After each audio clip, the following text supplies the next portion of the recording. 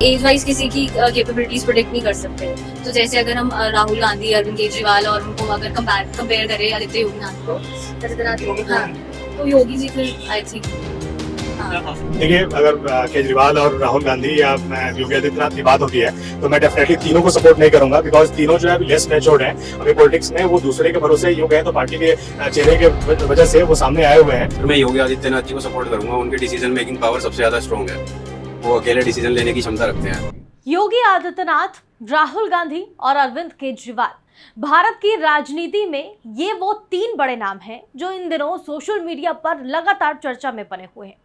वैसे तो कई ऐसे बड़े नेता हैं जो हमेशा सोशल मीडिया की लाइमलाइट में बने रहते हैं, लेकिन आज हम आपको उत्तर प्रदेश के सीएम योगी आदित्यनाथ, दिल्ली के मुख्यमंत्री अरविंद केजरीवाल और कांग्रेस के सबसे लोकप्रिय नेता राहुल गांधी के बारे में बताएंगे। दरअसल आज हमने ये मुद्दा इसलिए उठाया है क्योंकि एक सवाल हमारे जहन में उठा है जो शायद आप लोगों के मन में भी कभी ना कभी जरूर आया होगा। क्या कभी आपने इस बात पर गौर किया है कि इन तीनों ही बड़े नेताओं की उम्र लगभग बराबर है? सीएम योगी की उम्र 51 साल है, राहुल गांधी की उम्र 53, तो वहीं अरविंद केजरीवाल 55 साल के होने जा रहे हैं। अब आप सोच रहे होंगे कि आखिर हम इन तीनों नेताओं की उम्र आपको क्यों बता रहे हैं।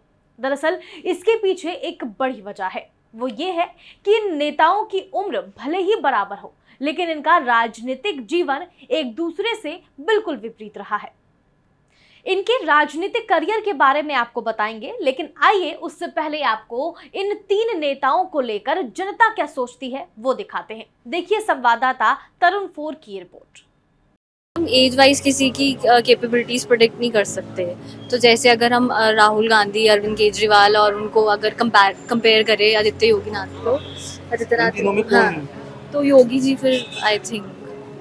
हाँ, क्या खासियत लगी आपको उनकी? खासियत, सबसे बड़ी खासियत तो उनकी यही है कि वो पूरा उत्तर प्रदेश चला रहे हैं, तो इससे बड़ी खासियत तो कुछ हो ही नहीं सकती उनकी। और ये दोनों क्यों नहीं, राहुल और केजरीवाल? राहुल तो फॉरएवर नो, वो तो बिल्कुल भी नहीं। केजरीवाल इज ठीक है, अगर आप उन दोनों में बोलेंगे तो मेरी प्रेफरेंस, मतलब मेरे ओपिनियंस के अकॉर्डिंग योगी जी। योगी आदित्यनाथ है। उनका देखो ना, आप उनका जो है, जो उसका पॉलिटिकली जो करियर देखो, अभी तक कोई ऐसा एलिगेशन नहीं, कोई भ्रष्टाचार का नहीं, कुछ नहीं कि योगी ने ऐसा कर दिया। वो संत आदमी है, पब्लिक के सेवा कर रहा है, वही है। इनका देखो, उनका केजरीवाल पहले बोलता था मैं वेगनार में आऊंगा जाऊंगा और मैं जो है बंगला नीलू और फलाना नीलू ढिकड़ा निकलूं हैं। केजरीवाल ही बेटर है इनमें से। राहुल गांधी को कोई भी नहीं देखता है, बिकॉज आई थिंक वो उस तरह से एज नहीं हो पाए हैं मेंटली। केजरीवाल भी उतने एक्सपीरियंस नहीं है, बट हाँ वो थोड़ा सा मैनेज प्रॉपर्ली कर पाएंगे। आदित्यनाथ आई डोंट थिंक आने चाहिए।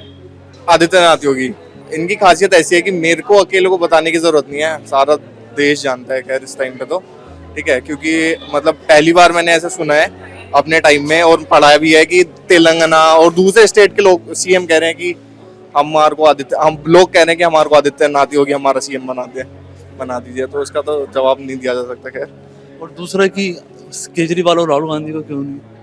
केजरीवाल और राहुल गांधी, केजरीवाल का मतलब एक बाउंड्री सेट हो गई है अभी तक केजरीवाल की ना।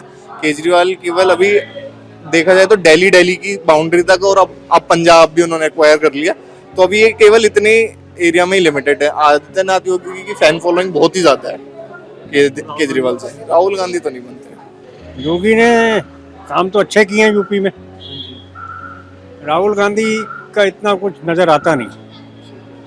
केजरीवाल भी ठीक है, लेकिन उसका वही गवर्नमेंट जॉब वाला हिसाब किताब है, शातिर आदमी है बहुत। चाहे पीएम हो, चाहे सीएम हो, चाहे विपक्ष का नेता हो, हर एक आदमी दूसरे आदमी को डाउन करने में लगा रहा है। पॉलिटिक्स आजकल बहुत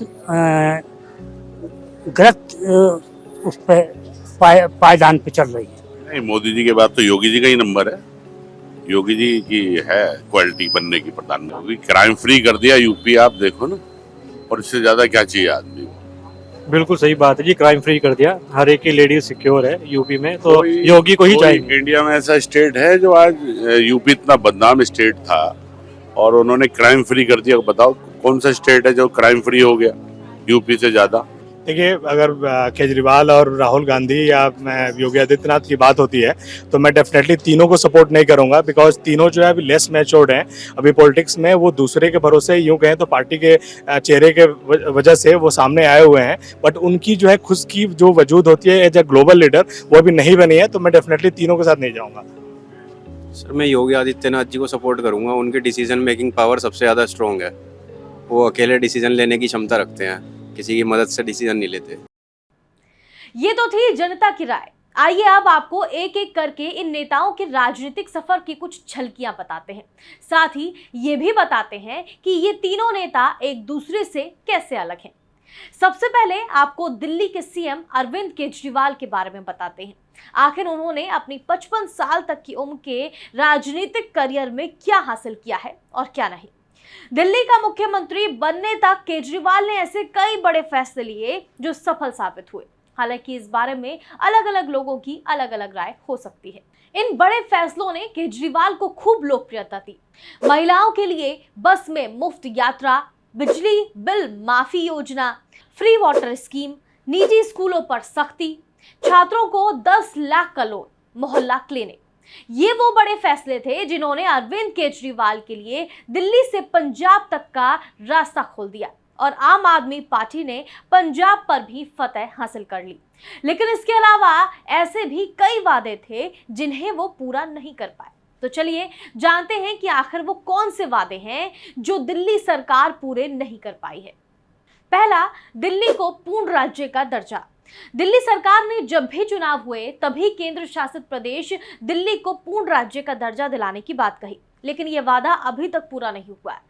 प्रदूषण, आपने कहा था कि प्रदूषण कम करने के लिए सीएनजी और बिजली जैसे कम उत्सर्जन वाले ईंधन को बढ़ावा देने के लिए प्रोत्साहन प्रदान किया जाएगा। हालांकि प्रदूषण में लगातार वृद्धि हुई है। कई अध्ययन बताते हैं कि 2 बार पेश की गई ऑड इवन योजना से वाहनों के उत्सर्जन में वृद्धि हुई है। सामाजिक कल्याण, अरविंद केजरीवाल सरकार ने बुजुर्गों और छात्रों को मुफ्त में सार्वजनिक वाहनों की यात्रा सुविधा देने की बात कही थी। हालांकि ये सुविधा केवल महिलाओं को ही मिल पाई। इसके साथ ही 2018 में एम्स की स्टडी में पता चला कि दिल्ली के 1/3 सड़क पर रहने वाले बच्चे शराब और ड्रग्स के आदी हैं। पानी, सभी तक पाइप के माध्यम से पानी की सुविधा नहीं पहुंची। करीब 650 झुग्गी बस्तियों और अन्य 100 अनधिकृत कॉलोनियों में कनेक्शन नहीं है। दिल्ली जल बोर्ड का कहना है कि वो मार्च 2019 तक केवल 7 झुग्गी बस्ती को ही पानी उपलब्ध कराने में सक्षम रहा है। ये थी केजरीवाल की कुछ उपलब्धियां और असफलता। आइए अब आते हैं राहुल गांधी के मुद्दे पर।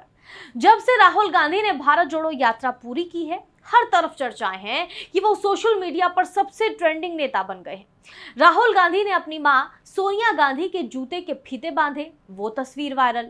राहुल ने तेज बारिश में भी अपना भाषण जारी रखा, वो वीडियो सोशल मीडिया पर खूब वायरल हुआ। राहुल ने बहन सोनिया के गाल खींचे, वो तस्वीर वायरल। भारत जोड़ो यात्रा के दौरान ऐसे कई लम्हे सामने आए जिसने राहुल गांधी की पप्पू वाली इमेज में धीरे धीरे सुधार करना शुरू कर दिया। इसके अलावा कर्नाटक विधानसभा चुनाव 2023 में कांग्रेस की शानदार जीत से पार्टी में खुशी की लहर है। पिछले कई विधानसभा चुनावों में शिकस्त के बाद ये पार्टी की सबसे बड़ी जीत है। भले ही बीजेपी ने गांधी परिवार पर भरपूर हमले किए हों, लेकिन ऐसे में कर्नाटक विधानसभा चुनाव की ये जीत कांग्रेस के लिए बेहद महत्वपूर्ण हो जाती है। इसे राहुल गांधी और प्रियंका गांधी की मेहनत का नतीजा भी कहा जा सकता है। राहुल गांधी और प्रियंका गांधी दोनों ने ही इस बार कर्नाटक में कांग्रेस की जीत के लिए काफी मेहनत की थी। ये भी माना जा रहा है कि राहुल की भारत जोड़ो यात्रा का पार्टी को फायदा भी मिला। कांग्रेस के वरिष्ठ नेता जयराम रमेश ने भी दावा किया कि जीत में भारत जोड़ो यात्रा का भी असर रहा। उन्होंने कहा कि कर्नाटक में राहुल की भारत जोड़ो यात्रा की रूट वाली सीटें कांग्रेस ने जीती हैं। राहुल की राजनीतिक क्षमता की पहली परीक्षा 2009 में हुई थी, जब उन्होंने उत्तर प्रदेश चुनाव के दौरान कांग्रेस के लिए प्रचार किया। कांग्रेस जो राज्य में संघर्ष कर रही थी, उसने 80 में से 22 सीटें जीती, जो वर्षों में उसका सर्वश्रेष्ठ प्रदर्शन था। लेकिन ये जीत अल्पकालिक थी।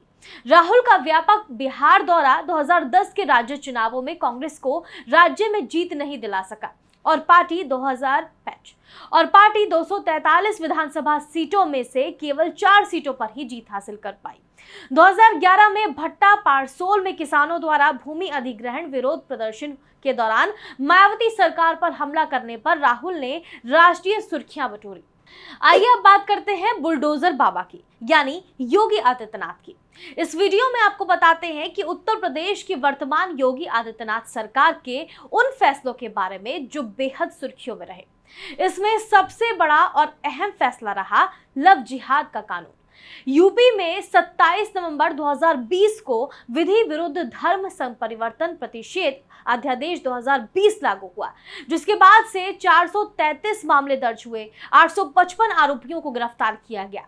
केरल हाईकोर्ट ने भी इस टिप्पणी पर कहा था कि प्यार के नाम पर जबरन मतांतरण किया जा रहा है। माफियाओं पर बुलडोजर चला।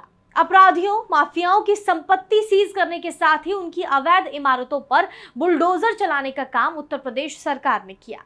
प्रदेश में आतंक का पर्याय बने माफियाओं और अपराधियों के खिलाफ योगी सरकार ने एक बड़ा और प्रभावी अभियान चलाया। अपराधियों की संपत्ति सीज करने के साथ ही उनकी अवैध इमारतों पर सरकार ने बुलडोजर चलवाया। हालांकि योगी सरकार के इस कदम की आलोचना भी हुई। इसे एक संप्रदाय विशेष के खिलाफ उठाया गया कदम भी बताया गया। छेड़खानी करने वालों के पोस्टर चौराहों पर लगाने का फैसला। उत्तर प्रदेश सरकार ने सितंबर 2022 में फैसला किया कि महिलाओं के खिलाफ अपराध करने वालों के खिलाफ ऑपरेशन दुराचारी चलाया जाएगा। सरकार का निर्देश था कि इन आरोपियों के पोस्टर शहर के चौक चौराहों पर लगाए जाएं। सरकार का कहना था कि महिलाओं और बच्चियों के साथ किसी भी तरह की घटना को अंजाम देने वालों को समाज जाने, इसलिए चौराहों पर ऐसे अपराधियों के पोस्टर लगवाए जाएंगे। मिशन शक्ति की शुरुआत। महिलाओं की सुरक्षा और सम्मान के लिए उत्तर प्रदेश सरकार ने 2020 में नवरात्रि के पहले दिन से मिशन शक्ति की शुरुआत की थी। इसके तहत प्रदेश भर में थानों, तहसीलों और ब्लॉकों में महिला हेल्प डेस्क समेत महिलाओं की सुविधा के लिए कई योजनाएं शुरू की गई थी। तो इस वीडियो में हमने आपको बताया कि कैसे इन तीनों नेताओं की उम्र तो लगभग बराबर है, लेकिन इनकी उपलब्धियां और असफलताएं इनसे बिल्कुल अलग अलग हैं।